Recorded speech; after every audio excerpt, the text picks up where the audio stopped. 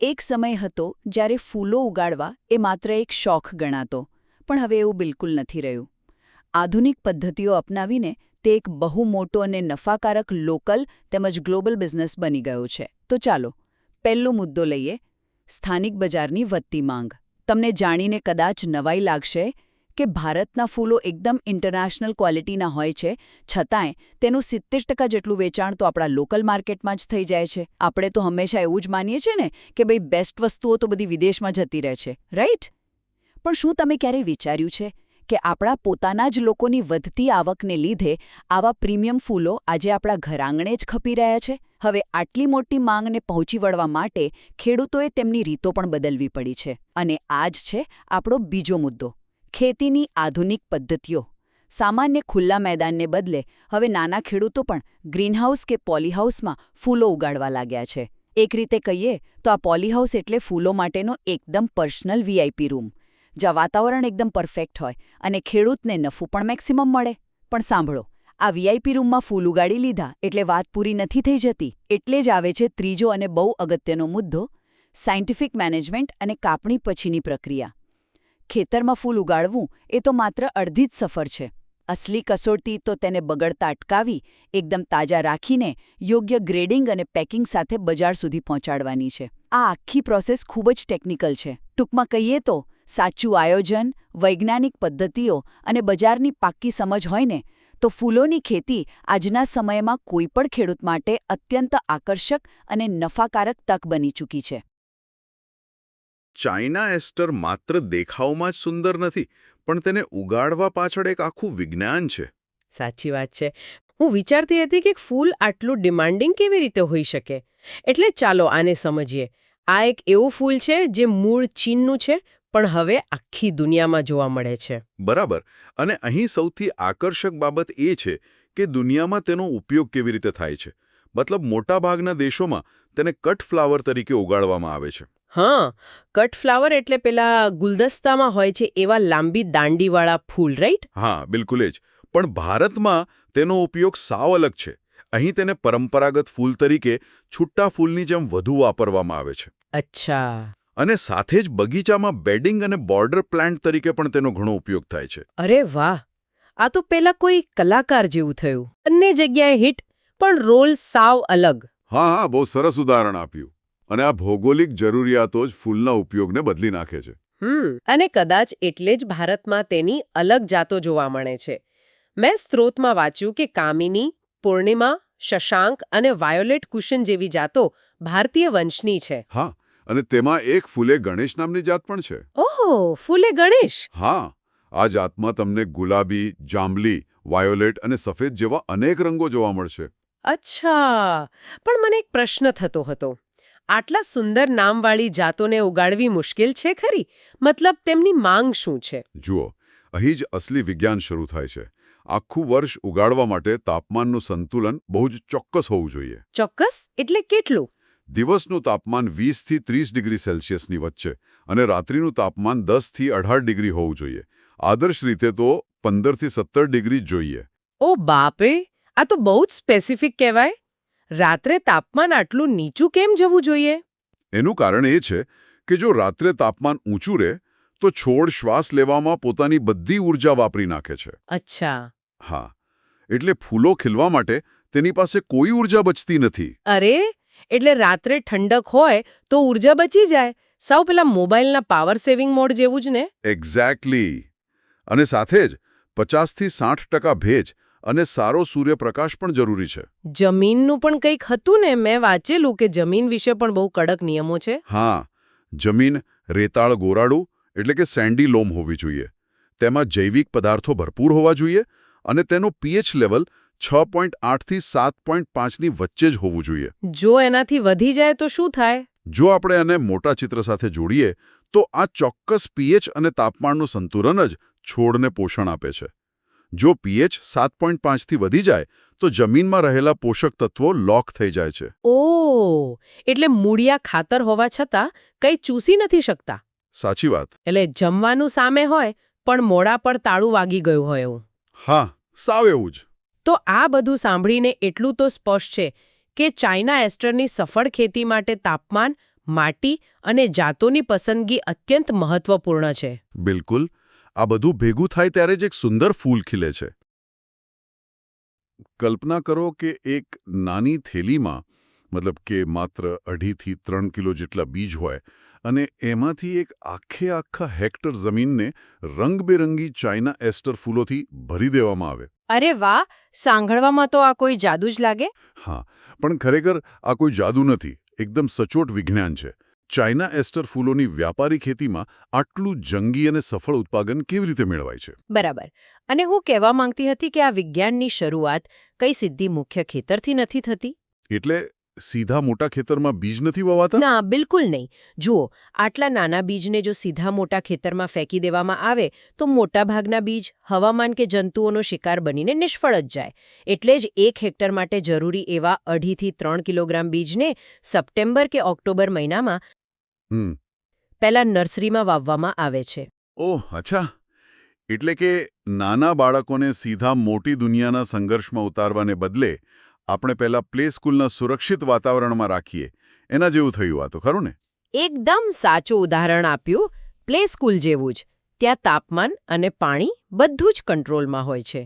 નર્સરીમાં 1 મહિનો રહ્યા પછી જ્યારે આ છોડ બરાબર 10 સેન્ટીમીટર ઊંચા થાય ત્યારે જ 10 સેન્ટીમીટર બરાબર.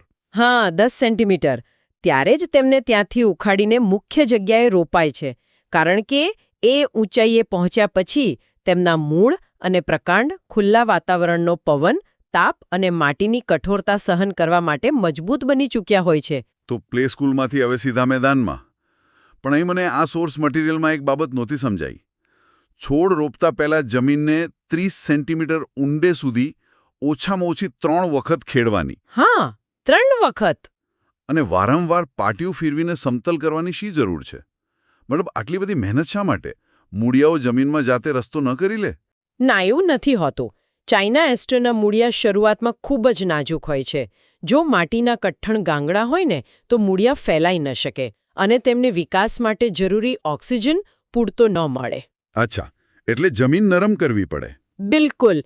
3 વાર ખેડવાથી જમીન એકદમ પોચી બની જાય છે અને વાવેતર વખતે તેમાં 10 થી 25 ટન પ્રતિ હેક્ટર જેટલું સડેલું છાણિયું ખાતર અથવા કૃમિ ખાતર ભેળવાય છે. 25 ટન? આ તો બહુ મોટો આંકડો છે. શું આ છોડ માટે કોઈ જંગી મિજબાની પીરસવામાં આવે છે? હા, તમે તેને મિજબાની ચોક્કસ કહી શકો. પણ જુઓ, આ કોઈ ફાસ્ટ ફૂડ નથી. સેન્દ્રિય ખાતર જમીનમાં ભળીને ધીમું અને સતત પોષણ આપે છે.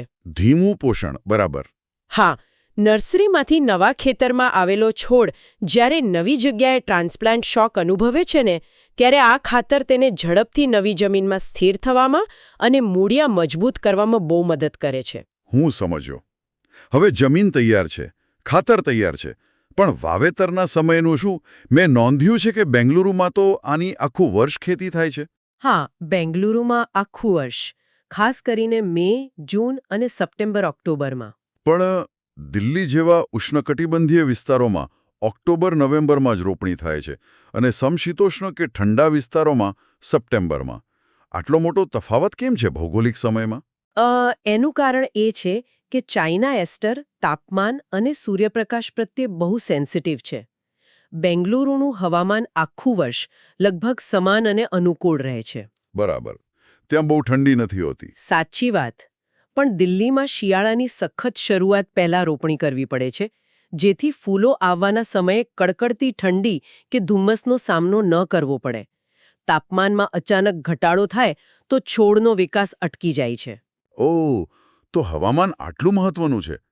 પણ મારા માટે આખા રિપોર્ટમાં સૌથી આશ્ચર્યજનક બાબત છોડ વચ્ચેનું અંતર હતું.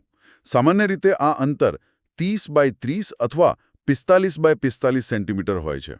હા, જાણે થિયેટરમાં દરેક માટે એક પર્સનલ સ્પેસ નક્કી કરી હોય એ રીતે. બરાબર. પણ ડેટા એમ કહે છે કે જો જમીન હળવી હોય તો અંતર 45x20 સેન્ટીમીટર અને મધ્યમ જમીન હોય તો 60x20 સેન્ટીમીટર રખાય છે. જમીન બદલાય એટલે અંતર કેમ બદલવાનું? આ લોજિક મને પલ્લે નથી પડતું જરાય. જુઓ, આ બહુ રસપ્રદ લોજિક છે. હળવી જમીન એટલે કે રેતાળ જમીનમાં પાણી અને પોષક તત્વો જલ્દી નીચે ઉતરી જાય છે. ત્યાં માટી તે બધું લાંબો સમય જકડી શકતી નથી. અચ્છા, એટલે ડ્રેનેજ ફાસ્ટ હોય. બિલકુલ. તેથી મૂળિયાઓને પોષણ શોધવા માટે વધુ ઊંડે અને આસપાસ ફેલાવવું પડે છે. જો હળવી જમીનમાં છોડને ખૂબ નજીક રોપવામાં આવે તો તેઓ એક જ મર્યાદિત પોષણ અને પાણી માટે અંદરોઅંદર સ્પર્ધા કરવા લાગશે. ઓહ, એટલે જમીનની પાણી પકડી રાખવાની ક્ષમતા જ નક્કી કરે છે કે બે છોડ વચ્ચે કેટલું અંતર હોવું જોઈએ. આ તો ખરેખર એક ચોક્કસ ગણિત છે. હા, ચાઇના એસ્ટરની ખેતી એ માત્ર જમીનમાં બીજ નાખી દેવાની પ્રક્રિયા નથી. બીજના સચોટ પ્રમાણથી લઈને જમીનની ઊંડાઈ, ભૌગોલિક હવામાન અને માટીની ગુણવત્તા પ્રમાણે છોડનું અંતર નક્કી કરવા સુધીનું આ એક આખું વ્યવહારુ વિજ્ઞાન છે. એકદમ સાચી વાત કહી. સૌથી સુંદર અને વધુ ફૂલો મેળવવાનો રસ્તો કદાચ એકદમ સ્વસ્થ છોડને નિર્દયતાથી કાપી નાખવાનો હોઈ શકે. હા, એ ખરેખર અજીબ લાગે છે સાંભળવામાં, પણ આજે આપણે આ જ વિષય પર ઊંડાણપૂર્વક ચર્ચા કરવાના છીએ. ચાઇના એસ્ટર ફૂલની ખેતી વિશે. અને શરૂઆતથી જ કહી દઉં કે આ કોઈ સામાન્ય ખેતી નથી.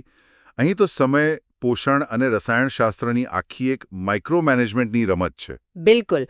અને આ રમતની શરૂઆત તો એકદમ પાયાથી એટલે કે જમીનથી જ થઈ જાય છે. જ્યારે આપણે ખેતર તૈયાર કરીએ ને ત્યારે 10થી 15 ટન છાણિયું ખાતર અને પેલું NPK એટલે કે નાઇટ્રોજન, ફોસ્ફરસ અને પોટેશિયમ 120, 80, 120ના પ્રમાણમાં ઉમેરવું પડે છે. અચ્છા, એટલે શરૂઆતમાં જ આટલું બધું ખાતર? હા, પણ જો આમાં એક નાનો ટ્વિસ્ટ છે.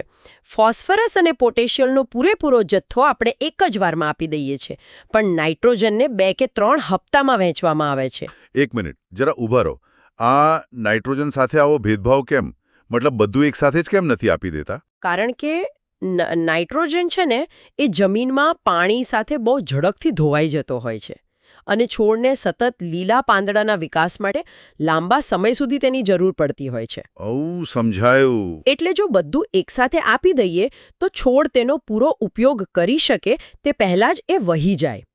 અને હા, આ શિયાળુ પાક છે એટલે દર 10-12 દિવસે સિંચાઈ કરવી પણ એટલી જ જરૂરી છે. અરે વાહ! એટલે આ તો આપણા માનવ આહાર જેવું જ થયું ને. મતલબ પેલું ફોસ્ફરસ અને પોટેશિયમ એટલે સવારનો એકદમ હેવી બ્રેકફાસ્ટ. અને હા, એક્ઝેક્ટલી. અને પછી આખો દિવસ એનર્જી જાળવી રાખવા માટે પેલા નાઇટ્રોજનના નાના નાના સ્નેક્સ લેતા રહેવાના.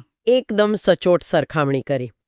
હવે આટલી બધી ઊર્જા આપ્યા પછી સ્વાભાવિક છે કે છોડ ખૂબ ઝડપથી સીધો ઉપરની તરફ વધવા લાગે અને અહીં જ પેલી કાપણીની વિરોધાભાસી પદ્ધતિ આવે છે જેને આપણે પિન્ચિંગ કહીએ છીએ. હા, આ પિન્ચિંગ વિશે સાંભળીને જ મને આંચકો લાગ્યો હતો.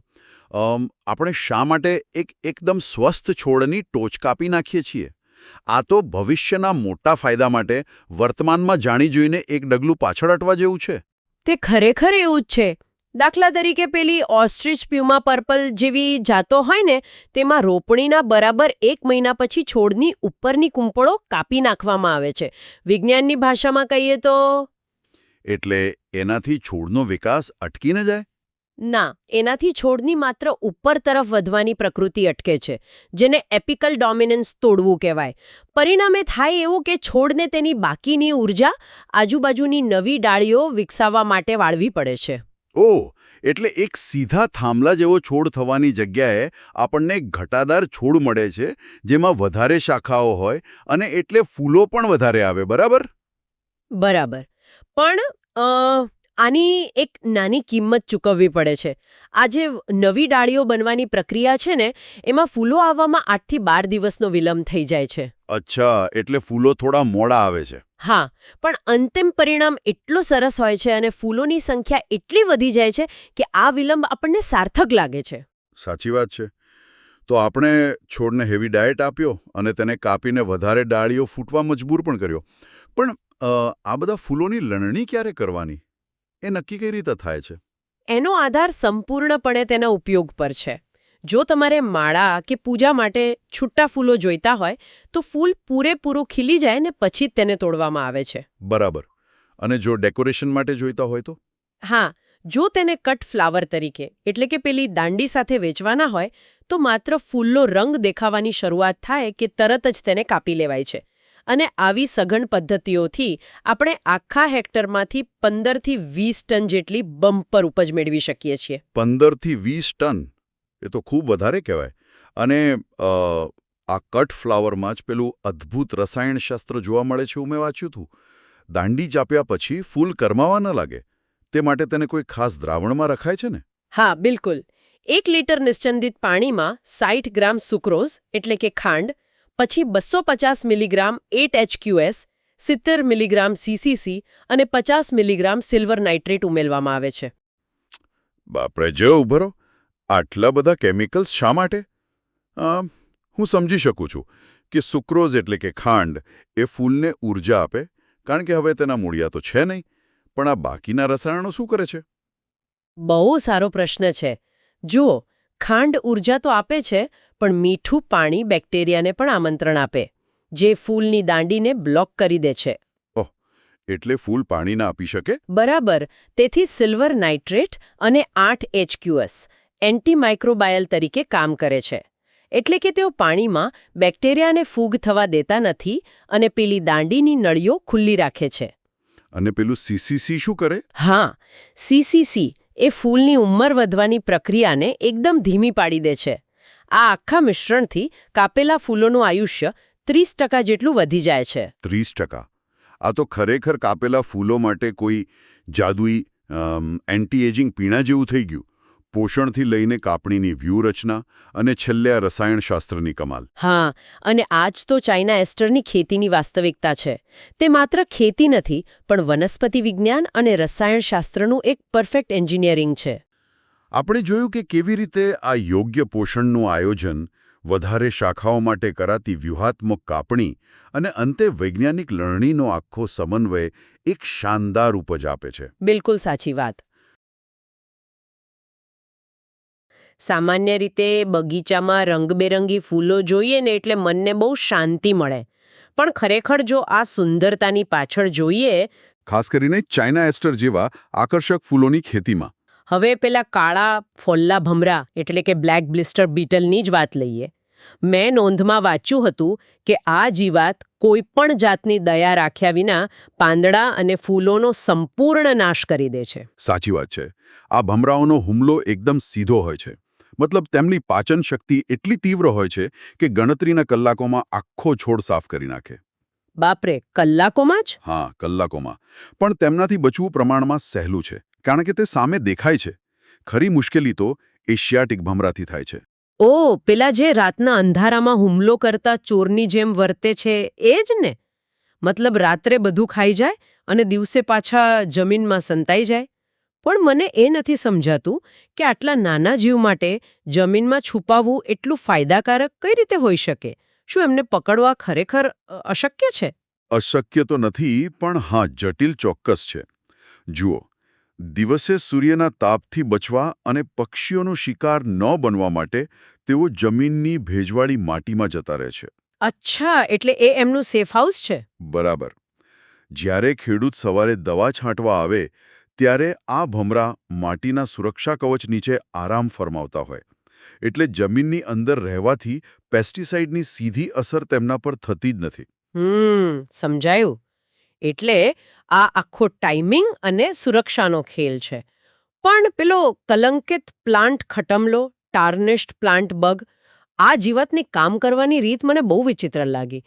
તે ફૂલની કડીની નીચે માત્ર એક નાનકડું કાણું પાડે છે અને આખું ફૂલ તૂટી પડે છે. માત્ર એક કાણાથી આખું ફૂલ કેવી રીતે નાશ પામી શકે? કારણ કે એ કાણું કોઈ સામાન્ય જગ્યાએ નથી હોતું. આ જીવાત બરાબર એ નળીઓ પર જ પ્રહાર કરે છે, જેમાંથી ફૂલને પાણી અને પોષક તત્વો મળતા હોય છે. ઓહ! જરા વિચારો કે કોઈ ઇમારતની મુખ્ય પાણીની પાઇપલાઇન જ કાપી નાખે તો ઉપર પાણી કેવી રીતે પહોંચે? પોષણ અટકતા જ ફૂલનું માળખું નબળું પડે છે અને તે સુકાઈને તરત ખરી પડે છે. બરાબર. એટલે તે સીધો સપ્લાય ચેઇન પર જ હુમલો કરે છે. આ તો બહારથી થતા નુકસાનની વાત થઈ. પણ મને જાણીને નવાઈ લાગી કે કેટલાક દુશ્મનો તો આનાથી પણ વધુ સ્માર્ટ છે. લીફોપર નામની જીવાત પાંદડાની અંદર ખોદીને રહે છે અને વાયરસ ફેલાવે છે. તો શું આપણે એવું કહી શકીએ કે આ લીફોપર છોડ સામે બાયોલોજિકલ વેપન એટલે કે જૈવિક હથિયાર વાપરે છે? જૈવિક હથિયાર શબ્દ વાપરવો થોડો નાટકીય છે, પણ મિકેનિઝમ લગભગ એવું જ છે. લીફો પર જ્યારે પાંદડાનો રસ ચૂસે છે ને, ત્યારે તેની લાળમાંથી વાયરસ છોડના કોષોમાં પ્રવેશે છે. એટલે સીધું ઇન્ફેક્શન લાગી જાય? હા. આ વાયરસ છોડના ડીએનએમાં ભળી જઈને તેની રોગ પ્રતિકારક શક્તિનો જ નાશ કરે છે. એટલે ખરેખર નુકસાન લીફોપરના ખાવાથી ઓછું અને પેલા વાયરસના ઇન્ફેક્શનથી વધુ થાય છે.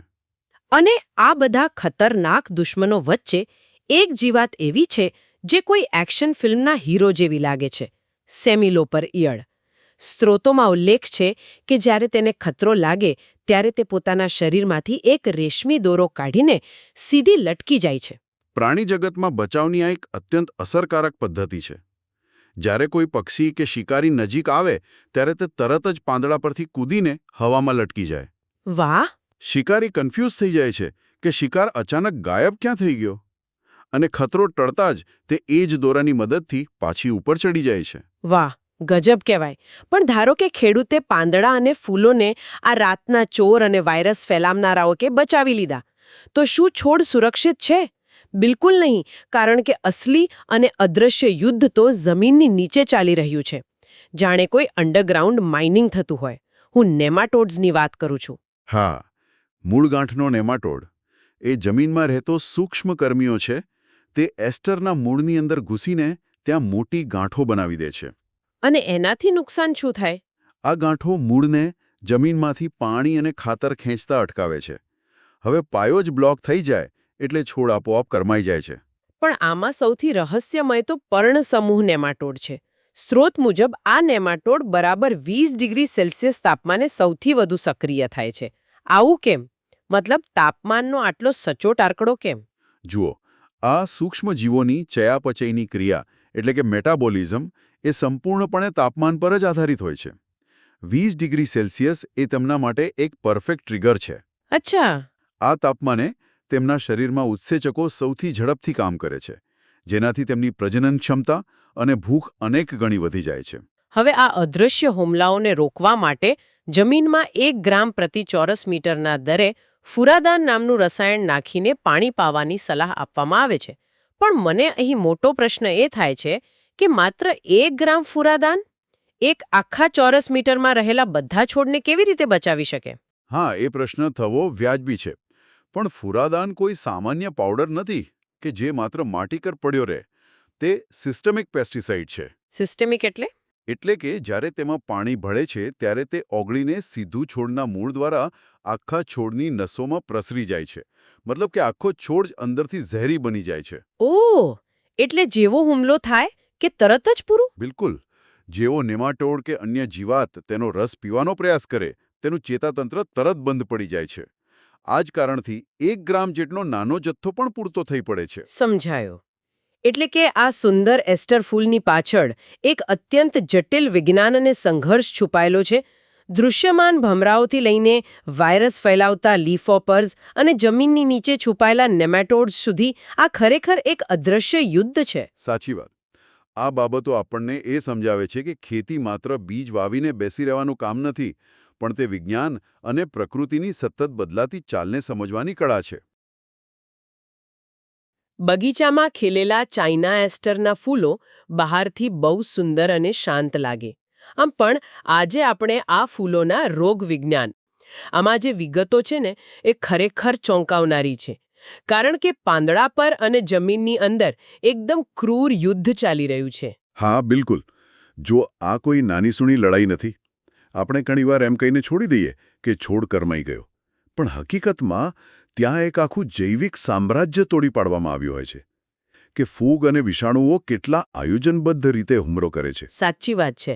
એટલે મને તો આ આખો સિનેરિયો કોઈ કિલ્લા પર થતા મોટા હુમલા જેવો લાગે છે. કિલ્લાનો પાયો એટલે છોડના મૂળ અને દિવાલો એટલે એના પાંદડા. રિસર્ચમાં ફ્યુઝેરિયમ નામની ફૂગની વાત છે. એ હુમલો કરે એટલે છોડ સીધો જ ઢળી પડે. પણ મને એ નથી સમજાતું કે ખાલી મૂળ પાસે ફૂગ હોય તો આખો છોડ અચાનક કેમ કરમાઈ જાય? એનું કારણ એ છે કે આ ફ્યુઝેરિયમ સીધું કિલ્લાની પાણી પુરવઠાની સિસ્ટમ પર જ કબજો કરી લે છે. ઓહો, એટલે સીધો સપ્લાય કટ. હા, એ જ. છોડની અંદર જે ઝાયલમ હોય ને, એટલે કે પાણી પહોંચાડતી અંદરની નળીઓ, એને આ ફૂગ ભૌતિક રીતે બ્લોક કરી દે છે. હવે મૂળમાંથી પાણી ઉપર જાય જ નહીં તો છોડ તો કરમાવાનો જ છે ને. અને બીજી એક ફૂગ છે ફાઇટોપ્થોરા. એ તો મૂળ અને ડાંખડીના કોષોને સડાવીને એકદમ કાળા કરી નાખે છે. બાપરે! એટલે આ તો સીધો પાયા પર જ ઘા થયો કહેવાય. પાયો તો ગયો, પણ પેલી દિવાલો એટલે કે પાંદડા પર પણ અલગ હથિયારોથી હુમલો થાય છે ને? બરાબર.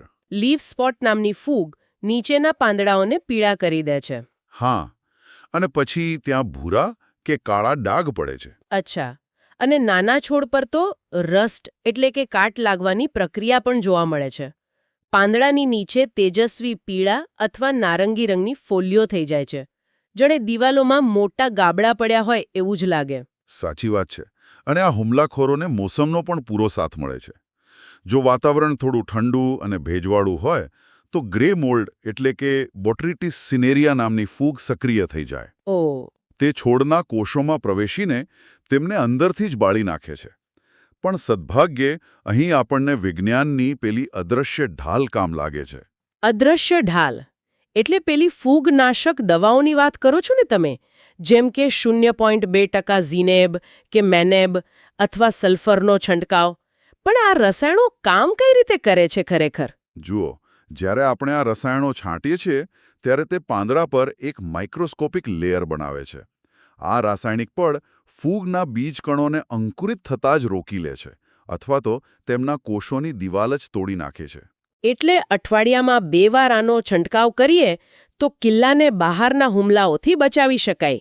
પણ રિસર્ચમાં બીજો એક ખતરો છે જે મને બહુ ઇન્ટરેસ્ટિંગ લાગ્યો. ફોમોપ્સિસ ઉધઈ, જેને કેન્કર પણ કહેવાય છે. હા, કેન્કર. સામાન્ય રીતે કેન્કર એટલે છોડની ડાળી કે થડ પર પડતો સડો. પણ આશ્ચર્યની વાત એ છે કે આ રોગમાં મૂળિયા બિલકુલ સલામત રહે છે, છતાં છોડ અંદરથી આખો ખોખલો થઈ જાય છે. આ કઈ રીતે શક્ય છે? એટલે આ તો પેલા ગ્રીક ઇતિહાસના ટ્રોજન હોર્સ જેવી જ વાત થઈ ને? આ ટ્રોજન હોર્સવાળી સરખામણી એકદમ પરફેક્ટ છે. કારણ કે ફોમોપ્સિસ બહારથી મૂળને કંઈ જ નુકસાન નથી કરતું. એ દાંડીના નીચલા ભાગમાં સડો બનાવે છે અને ધીમે ધીમે આંતરિક માળખાને ખાઈ જાય છે. અરે વાહ!